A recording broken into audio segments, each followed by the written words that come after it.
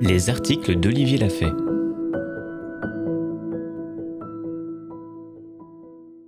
Le plus fort, du 31 octobre 2019.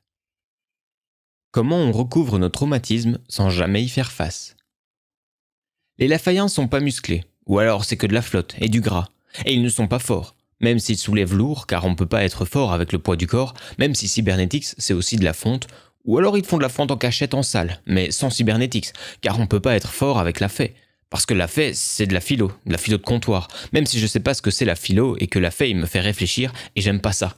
Et je me sens petit, et donc la fée, il n'y connaît rien, même s'il montre des milliers de photos d'athlètes depuis 15 ans, car j'en ai décidé, et que je suis pas traumatisé, comme il l'a dit, avec ses citations de scientifiques de comptoir, qui ont étudié le sujet alors que moi, pas, mais c'est moi quand même le plus fort.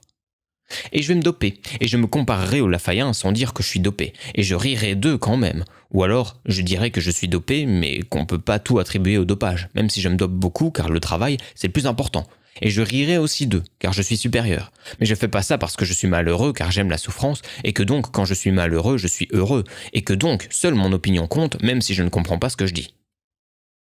En image, citation de Bessel van der Kolk, le spécialiste le plus reconnu en matière de traumatisme psychique.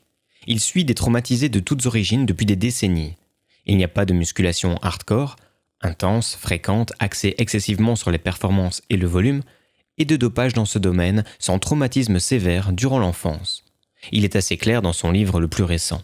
Soit on le nie et on continue, en jouant ainsi au super-héros, une destruction de soi commencée il y a bien longtemps.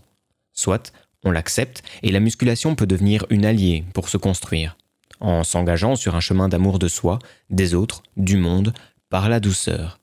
C'est ce que propose Cybernetics.